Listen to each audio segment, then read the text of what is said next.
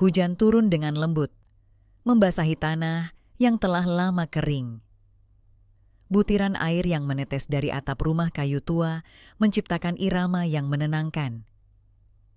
Di sebuah desa kecil yang dikelilingi sawah hijau, seorang pria paruh baya duduk di teras rumahnya, menatap kosong ke arah jalanan yang sepi.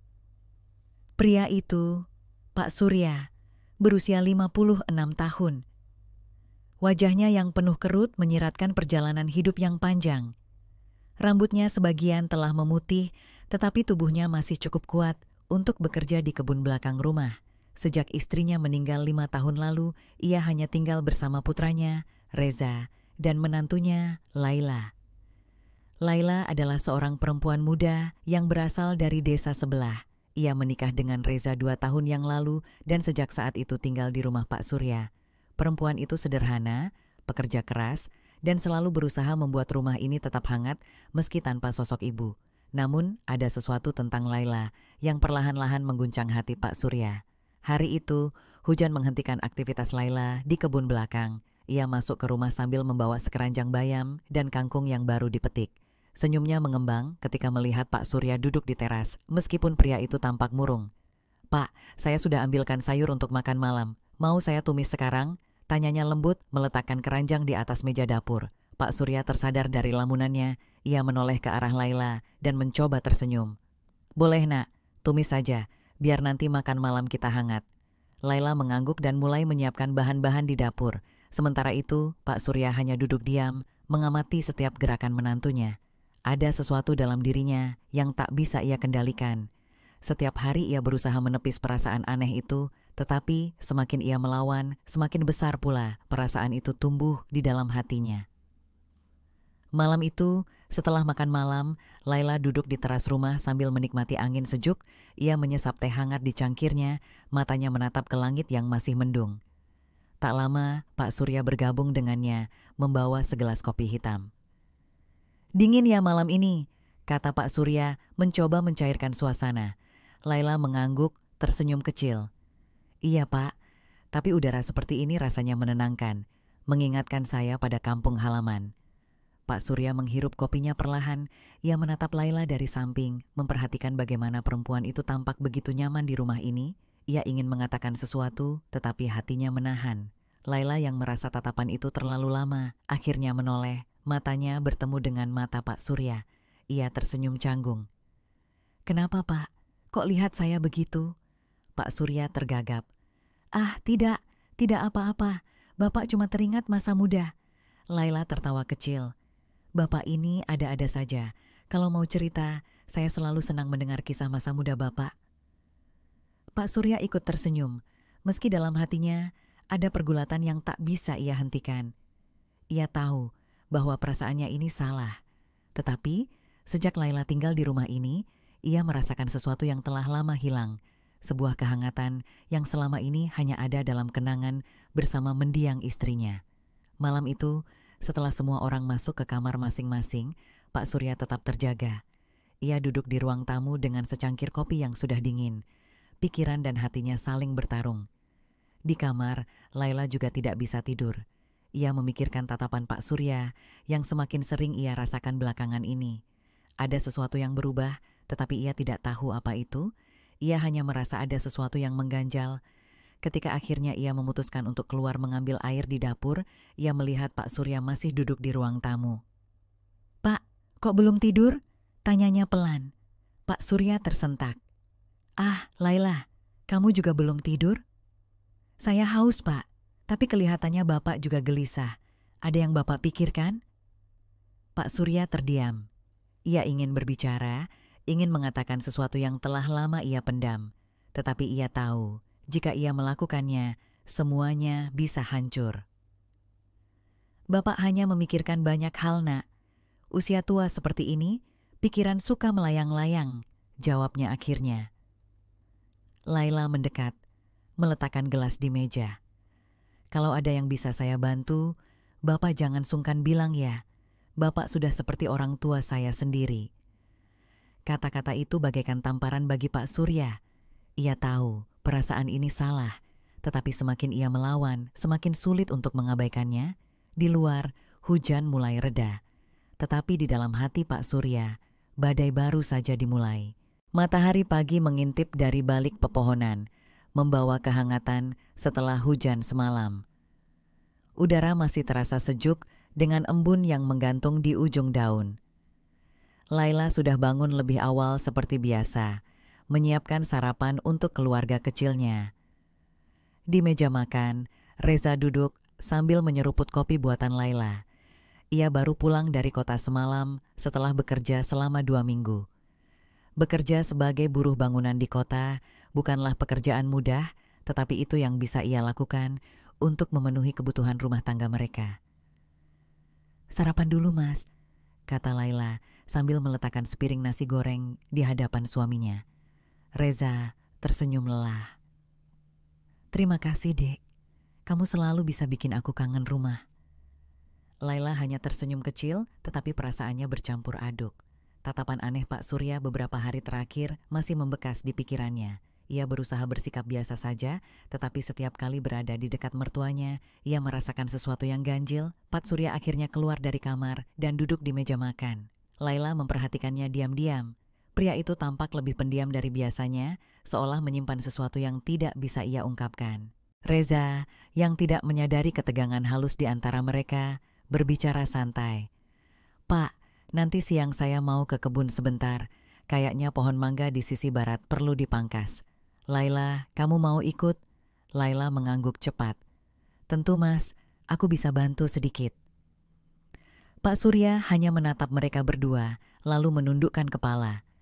Entah kenapa, ada perasaan tidak nyaman yang menyusup ke hatinya.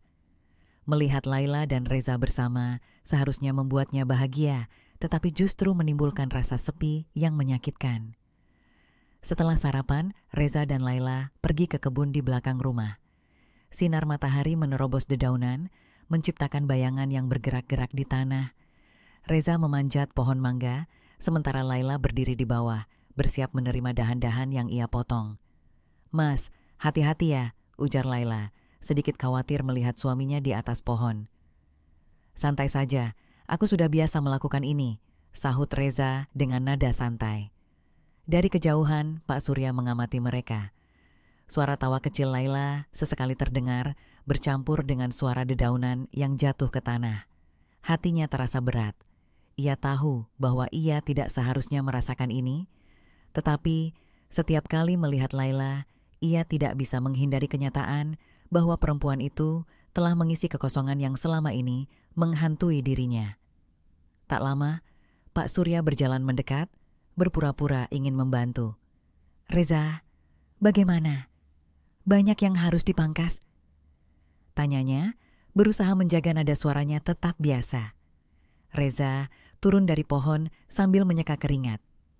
"Lumayan, Pak. Pohonnya sudah terlalu rimbun. Laila juga bantu mengumpulkan rantingnya." Pak Surya menoleh ke arah Laila yang saat itu tengah mengangkat beberapa dahan. Pandangannya kembali tertahan lebih lama dari yang seharusnya.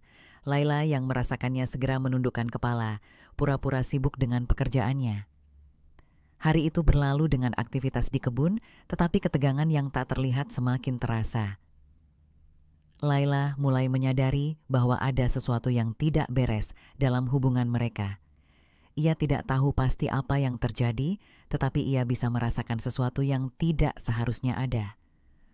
Malam harinya, setelah makan malam, Laila duduk di ruang tengah bersama Reza. Mereka berbicara santai tentang rencana ke depan, tetapi pikiran Laila terus melayang ke arah Pak Surya. Ia merasa semakin sulit untuk bersikap seperti biasa di dekat mertuanya. Di tempat lain, Pak Surya duduk di teras rumah, menatap pekarangan yang diterangi cahaya bulan. Kopi di tangannya sudah dingin, tetapi pikirannya masih membara. Ia ingin mengusir semua perasaan ini, tetapi semakin ia mencoba, semakin kuat perasaan itu menghantui dirinya. Laila yang tak bisa tidur akhirnya keluar dari kamar untuk mengambil segelas air di dapur. Saat ia melangkah ke ruang tengah, ia melihat Pak Surya berdiri di dekat jendela, menatap keluar dengan wajah muram. "Pak, belum tidur?" tanyanya pelan.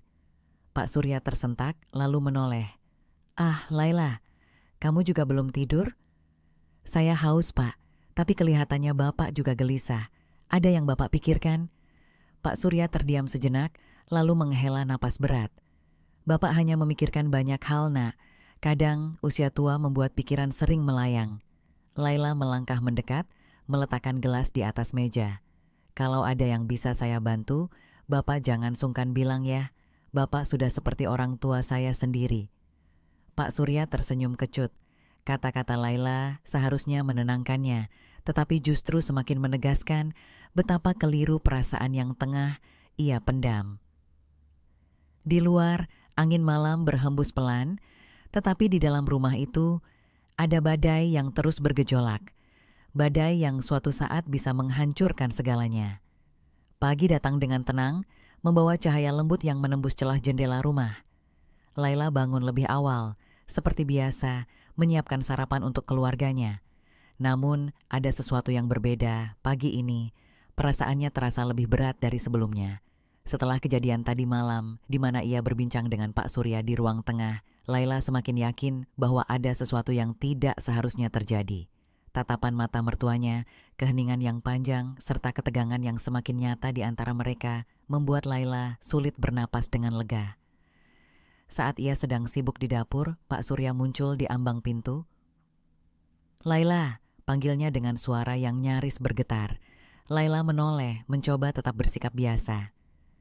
"Iya, Pak. Ada yang bisa saya bantu?"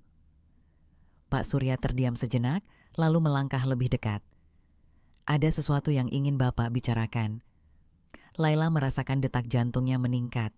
Ia meletakkan pisau yang tengah ia gunakan untuk memotong sayur, lalu menghapus tangannya dengan kain lap sebelum duduk di bangku dekat meja makan. "Apa yang ingin Bapak sampaikan?" tanyanya pelan. Pak Surya menarik napas dalam. Wajahnya tampak penuh beban. "Laila, selama ini kamu sudah banyak berkorban untuk keluarga ini. Kamu menjaga rumah, mendukung Reza, dan selalu memastikan bahwa semuanya berjalan baik. Tapi, ada sesuatu yang harus Bapak akui." Laila menunduk, menggenggam jemarinya sendiri dengan erat. "Bapak menyadari sesuatu yang seharusnya tidak boleh ada di hati Bapak," lanjutnya dengan suara lirih. "Sejak kepergian ibunya Reza, Bapak selalu merasa ada yang hilang. Dan kehadiranmu di rumah ini membuat Bapak merasa tidak sendiri lagi." Laila menahan napas. Ia sudah menduga hal ini, tetapi mendengarnya langsung dari mulut Pak Surya membuatnya merasa seperti terseret ke dalam badai yang tak ia inginkan. Pak Surya melanjutkan, "Bapak tahu ini salah, dan Bapak tidak ingin menyakiti siapapun, terutama kamu dan Reza. Tapi semakin Bapak melawan perasaan ini, semakin sulit rasanya." Laila menggigit bibirnya, mencoba mengendalikan emosinya. Ia ingin berbicara, tetapi kata-kata terasa berat di tenggorokannya. Setelah beberapa saat, ia akhirnya bersuara, "Bapak, saya sangat menghormati Bapak. Saya selalu menganggap Bapak seperti ayah saya sendiri. Tapi saya juga merasa ada sesuatu yang berubah di antara kita, dan itu membuat saya takut." Pak Surya menundukkan kepala, merasa malu dan bersalah. "Saya tidak ingin ada sesuatu yang merusak keluarga ini, Pak," lanjut Laila. "Reza mencintai Bapak, dan saya juga ingin tetap bisa menghormati Bapak tanpa merasa terjebak dalam situasi yang salah." Pak Surya terdiam cukup lama. Akhirnya, ia mengangguk pelan. "Kamu benar, Laila. Ini bukan hanya tentang Bapak, tapi juga tentang keluarga ini. Bapak harus pergi." Laila terkejut. "Pak, maksudnya?" "Bapak sudah memikirkannya semalaman," ujar Pak Surya dengan suara mantap. "Bapak akan pergi ke rumah adik Bapak di kota. Mungkin ini cara terbaik untuk menghindari sesuatu yang bisa merusak segalanya. Bapak butuh waktu untuk menenangkan diri dan kembali menjadi ayah yang seharusnya." Laila tidak bisa menyangkal bahwa kepergian Pak Surya adalah pilihan terbaik. Tetapi tetap saja ada rasa sedih di hatinya. Beberapa jam kemudian, Reza pulang dari kebun dan terkejut melihat Pak Surya mengemasi barang-barangnya. "Pak, Bapak mau kemana?" tanyanya heran. Pak Surya tersenyum kecil. "Bapak mau tinggal di rumah adik sebentar, Reza. Udah lama nggak main ke sana."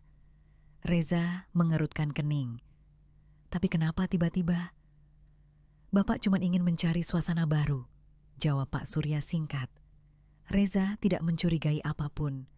Ia hanya mengira ayahnya ingin menghabiskan waktu di tempat lain untuk menghilangkan kesepian setelah kepergian ibunya. Sore itu, Pak Surya pergi dengan membawa satu koper kecil. Laila berdiri di depan rumah, melihatnya pergi dengan perasaan campur aduk. Ia tahu bahwa ini adalah keputusan yang tepat, tetapi tetap saja ada beban yang terasa di hatinya. Hari-hari berlalu dan suasana rumah mulai terasa lebih ringan. Laila dan Reza kembali menjalani kehidupan mereka dengan lebih tenang.